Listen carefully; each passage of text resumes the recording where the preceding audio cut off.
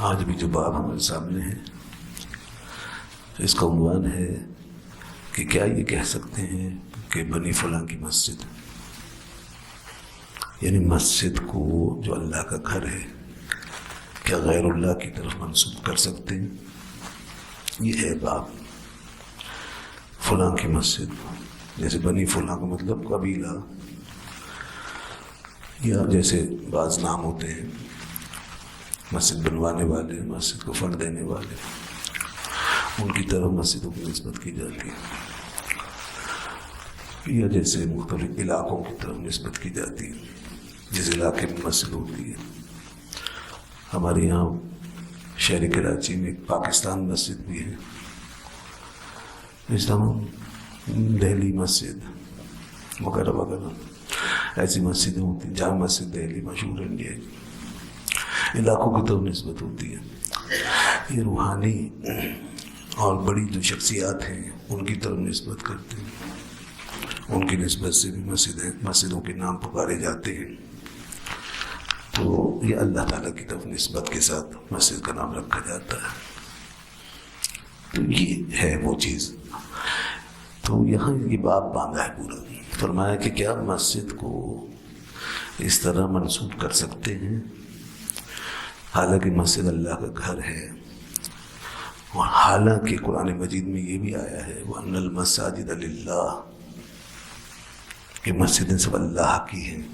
سورہ جن کی آیت ہے، اللہ نے فرمایا وَأَنَّ الْمَسَاجِدَ لِلَّهِ، مسجدیں سب اللہ کی بھی ہیں۔ تو اب دیکھیے بخاری شریف میں حدیث ہے، یہ باب ہے اور پھر اس کے بعد حدیث ہے۔ تو اس حدیث کا خلاصہ یہ ہے، اس سے متعلق سارے مسائل میں بھی عرض کرتا ہوں، مگر اس حدیث میں یہ آیا ہے، مسجد کا نام آیا ہے اور غیر اللہ کی طرف نسبت آئی ہے، اور وہ یہ الی مسجد بنی زریق، یہ نام آیا ہے، یعنی بنی زریق کی مسجد اسی نام سے جانی جاتی تھی۔ تو امام بخاری نے وہ اس باب کے تحت یہ حدیث بیان کر کے یہ مسئلہ بتایا ہے کہ مسجدوں کو غیر اللہ کے نام پر رکھا جا سکتا، مسجدوں کو اللہ کے سوا کسی اور نام سے منسوب کر سکتے ہیں۔ یہ امام بخاری نے یہاں حدیث بیان کی ہے۔ اور پھر رسول اللہ صلی اللہ علیہ وسلم کے زمانے میں 9 مسجدیں تھیں، اور سب کے نام قبیلوں کے نام پر تھے، مسجد بنی سلمہ، مسجد بنی زریق، مسجد فلاں، مسجد فلاں، سب کے نام قبیلوں کے نام پر تھے، غیر اللہ کے نام پر۔ صرف مکے کی مسجد کو بیت اللہ کہا گیا، مکہ مکرمہ، بیت اللہ شریف، خانہ کعبہ، مسجد حرام، اس کو بیت اللہ۔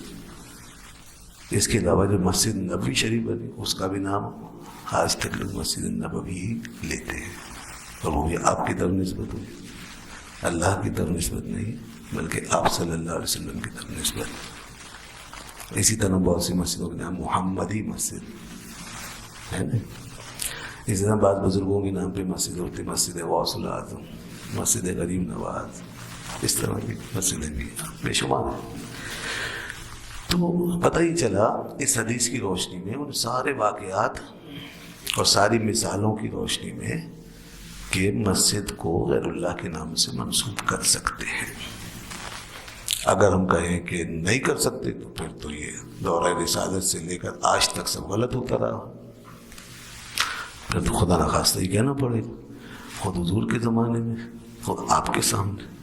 اب کون ایسی جرات کرے گا جو اللہ کے نبی کے خلاف فتویٰ دے گا، اور کون پھر ایسی اس آیت کی تفسیر ایسی لا سکتا ہے کہ جو ان ساری باتوں کے خلاف ہو۔ اللہ نے فرمایا ان المساجد للہ۔ اب دیکھیں لوگ بہت سی جگہوں پر آیتوں کی تفسیر اس طرح کر جاتے ہیں کہ وہ تفسیریں ٹکرا جاتی ہیں، کچھ خود زمانے رسالے سے ٹکرا جاتی ہیں، اور صحابہ کے عمل سے اور اس امت کے عمل سے اس طرح تفسیر کرتے ہیں، بالکل یک رخی، ون سائیڈڈ۔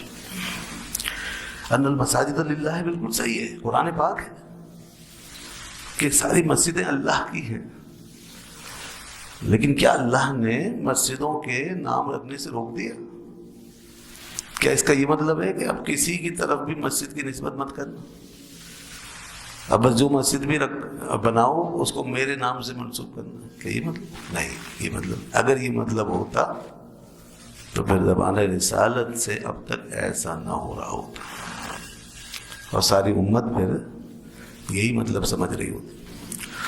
مگر کسی نے بھی یہ مطلب نہیں سمجھا آج تک. اس آیت سے ہی مراد ہے کہ اللہ نے روک دیا ہے دوسرے کسی نام سے مسجد کو منسوب کرنے سے روک. سوائے ایک بزرگ کے حضرت ابراہیم نخعی نے زیادہ سے زیادہ یہ فرمایا ہے کہ جیسے ہم مسجد بنائیں تو اس کا نام کسی غیر کی طرف منسوب نہ کریں. کراہیت بیان کی، ایک قول ہے بس، وہ بھی کراہیت کا، حرام نہیں، شرک نہیں، لیکن وہ اتنا ضعیف قول ہے کہ یہ اتنی ساری باتوں سے ٹکرا گیا، تو اس لیے امت نے اس کو لیا ہی نہیں، چھوڑ دیا بھائی، نہیں لیا. تو اب امت کا فیصلہ سامنے ہے. تو اس کا مطلب یہ ہوا کہ آیت میں جو اللہ نے فرمایا وَأَنَّ الْمَسَاجِدَ لِلَّهِ کہ ساری مسجدیں اللہ کے لیے ہیں، تو یہاں پر دراصل اللہ تعالیٰ نے جو نسبت بیان فرمائی ہے وہ حقیقی ہے. جو تخصیص ہے وہ حقیقت کے معنی میں ہے، یہ ہے معنی. اور یہ جو کچھ ہمارے سامنے ہو رہا ہے اور جو حدیث میں آ رہا ہے یہ مجاز ہے. دو چیزیں ہوتی ہیں، ایک حقیقت ہوتی ہے، ایک مجاز ہوتی ہے. حقیقت جو ہے وہ اللہ کی طرف منسوب ہوتی ہے، جو بھی حقیقت ہوگی وہ اللہ کی طرف منسوب ہوگی، اور پھر اس سے ہٹ کر جب بندوں کی طرف اس چیز کی نسبت ہوگی تو مجازن ہوگی. یہ فرق ہے. یہ فرق جب رہے گا تو پھر کوئی امر مانے نہیں رہے گا، کوئی شرع ممانعت نہیں رہے گی. شرک تو بہت دور کی بات ہے، حرام بھی نہیں ہوگی. ہاں، کیونکہ حرام بھی جب ہوتا ہے جب کوئی دلیل ہوتی، تو بلا وجہ کیسے کسی سے کو روک سکتے ہیں؟ صاحب آپ نے یہ غلط کر دیا. قرآن میں تو یہ آیا، اللہ نے فرمایا اللہ کے لیے ہیں ساری مسجدیں، اور آپ جو ہے غیر اللہ کے نام پہ مسجد کا نام رکھ، تو کیسے روک سکتے ہو؟ تو اب کوئی اگر اس بنیاد پر کسی بھی مسئلے کو لے کے آئے کہ جی قرآن میں یہ آیا ہے کہ اللہ نے اپنی طرف نسبت کی ہے ایک چیز کی، مثال کے طور پر اس کے علاوہ اور بھی نسبتیں ہیں اللہ کی طرف، اور بھی کئی نسبتیں ہیں، اور بے شک ہر نسبت حقیقت میں اللہ کی طرف، لیکن اس کے بعد پھر کیا ایسی کوئی پابندی ہو جاتی ہے کہ اب وہ نسبت کسی بندے کی طرف نہیں ہو سکتی، اور مجازن بھی نہیں ہو سکتی.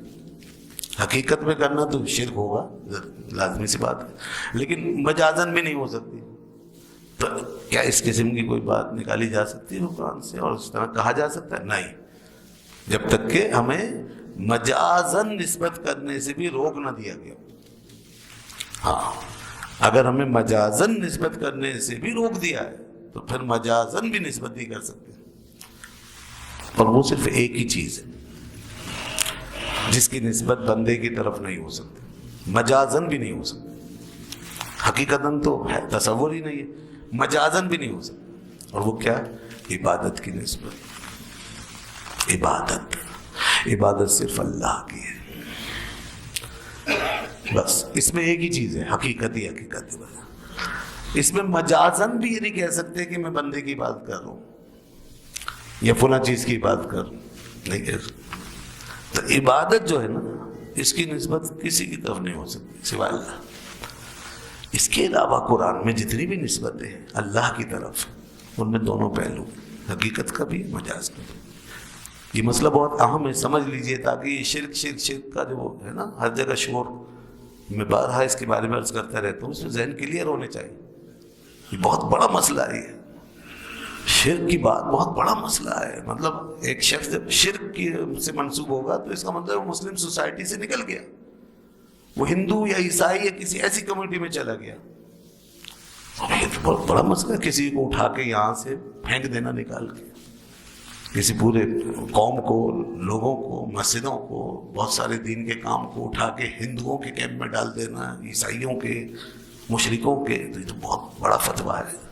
اس سے بڑا اور قطع تعلق کیا ہوگا، اس سے بڑی کوئی اختلاف کیا ہوگا، اس سے زیادہ فرقہ واریت اور کیا ہوگی.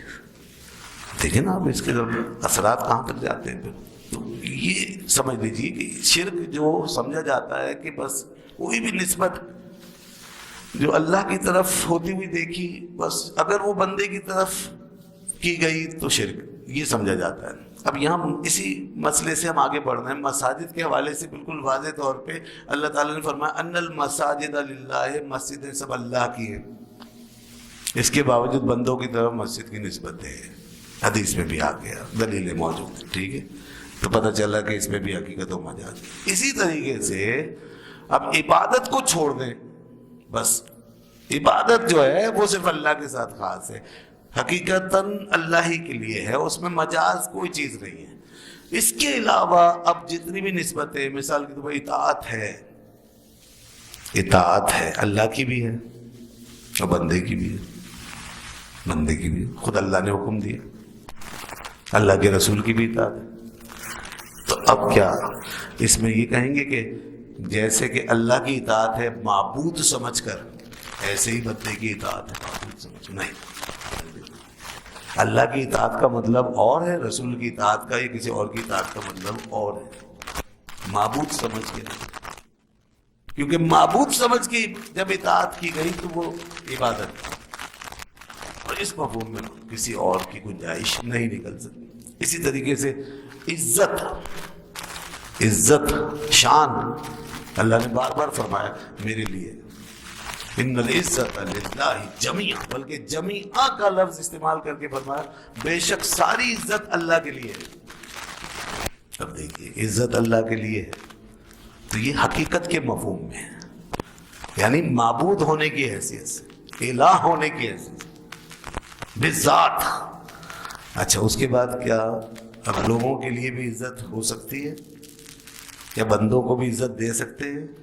اور اگر دے سکتے ہیں تو کس مفہوم میں؟ کوئی اگر یہ کہے نہیں دے سکتے تو وہ بھی قرآن کے مخالف ہے، وہ سمجھے ہی نہیں۔ اگر وہ کہے شرک ہے تو پھر تو اور بڑی زیادتی ہو گئی۔ اللہ تعالیٰ نے خود ارشاد فرمایا وَلِلَّهِ الْعِزَّةُ وَلِرَسُولِهِ وَلِلْمُؤْمِنِينَ، عزت اللہ کے لیے بھی ہے، رسول کے لیے بھی ہے، مومنوں کے لیے بھی ہے۔ تو دیکھیے آپ ادھر فرمایا تھا ساری عزت اللہ کے لیے، ادھر اللہ نے خود اپنے نام کے ساتھ اپنے رسول کا اور مومنوں کا بھی ذکر فرمایا۔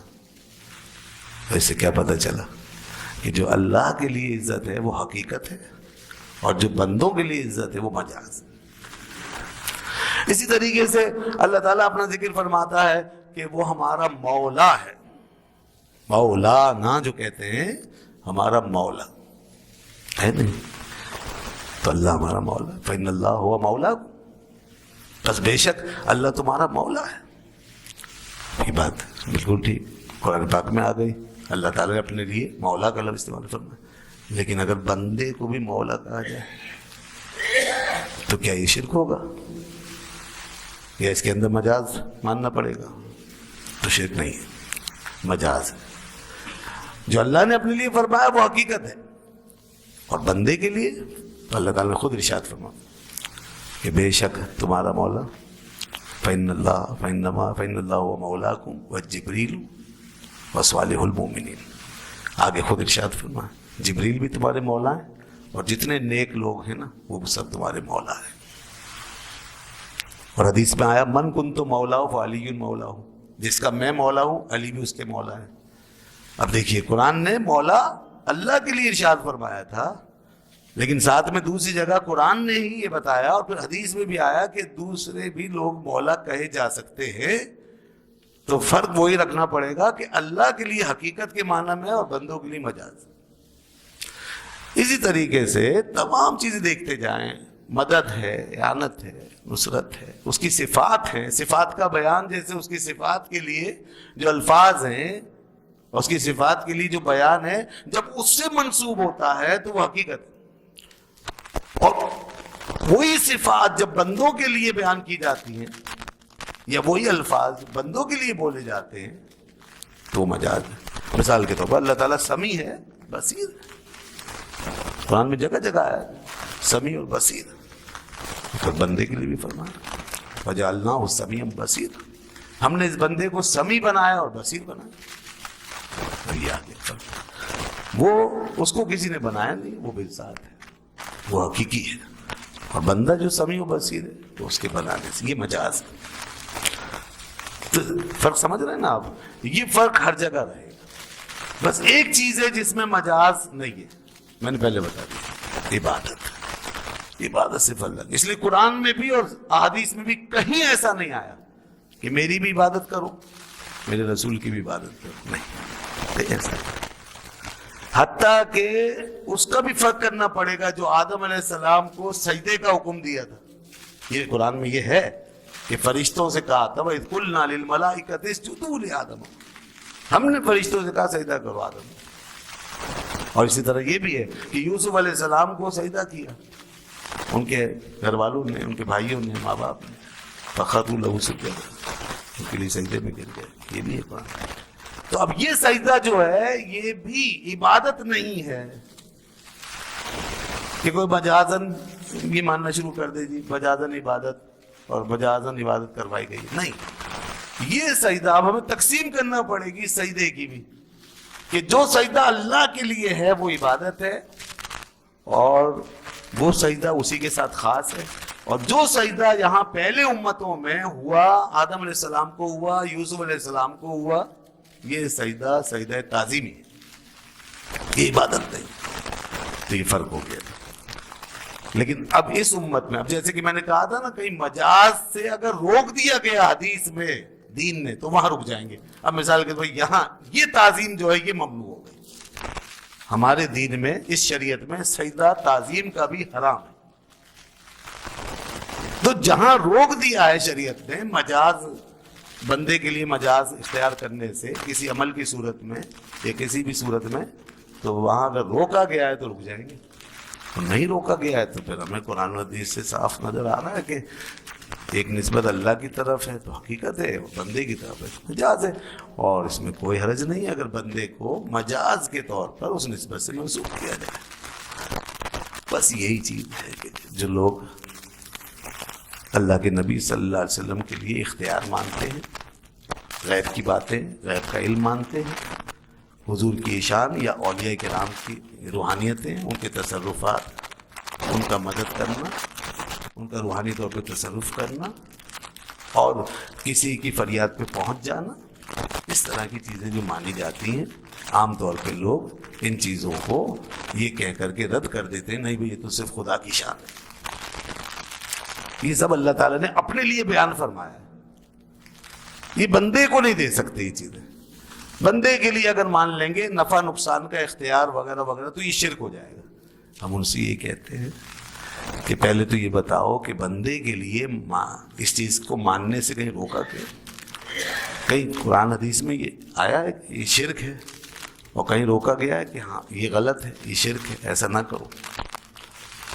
وہ تو پھر احادیث میں اس طرف جاؤں تو احادیث پیش کر کے بتا سکتا ہوں کہ خود نبی پاک صلی اللہ علیہ وسلم نے یہ بات ارشاد فرمائی کہ انما انا قاسم واللہ یؤتی، لوگوں میں تقسیم کرتا ہوں اللہ تعالیٰ عطا فرماتا ہے. اپنے اصحاب سے فرمایا سل مانگو، سل یا ربی مانگو.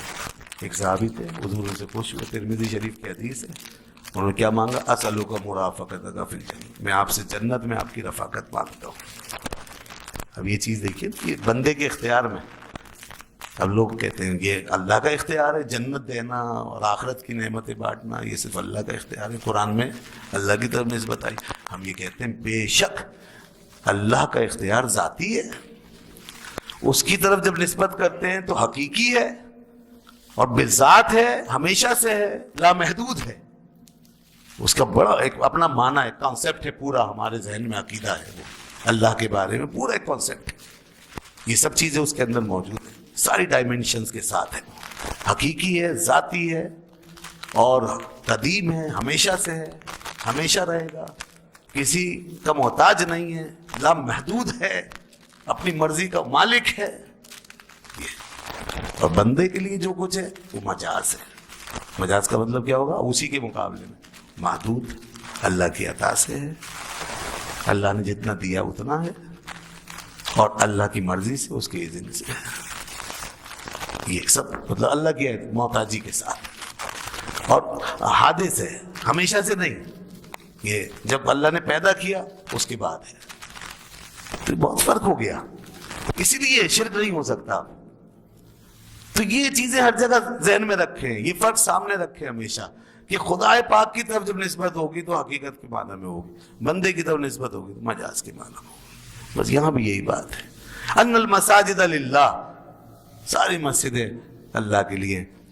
اب صرف ایک ہی آیت کو نکال کر اور تقریر شروع کر دے اور اس پر زور لگائے اور کہے دیکھیے جی اللہ کے لیے، ساری مسجدیں اللہ کے لیے، اور بڑے آرام سے وہ لوگوں کا ذہن بنا سکتا ہے، کیونکہ علم تو ہوتا نہیں لوگوں کے پاس کہ حدیثوں میں کیا ہے اور ادھر ادھر کیا چیزیں موجود ہیں۔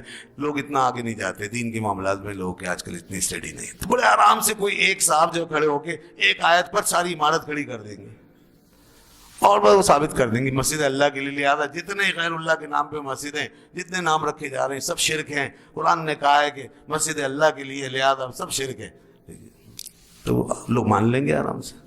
بس یہی ہو رہا ہے اور مسائل میں بھی، کہ وہاں جب یہ کہا جاتا ہے دیکھیے صاحب یہ اللہ نے اپنے لیے فرمایا، اور قرآن پڑھتے جاتے نہ تفسیر اس کی بیان کی جاتی ہے، نہ احادیث پیش کی جاتی ہے، نہ امت کا آج تک کا جو استدلال ہے وہ بیان کیا جاتا ہے، بس وہ آیتیں 4-5 آیتیں نکال لی اور 2-4 حدیثیں اپنے مطلب کی نکال کے دیکھیے صاحب اللہ کے لیے، اور ایسا مطلب رکھا جاتا ہے مسئلہ اس انداز سے کہ جیسے بہت سارے لوگ اللہ کو مانتے ہی نہیں ہیں، یہ خدا سے خواہ لڑنے میں لگے ہوئے اور خدا کے اختیارات چھیننے میں لگے ہوئے۔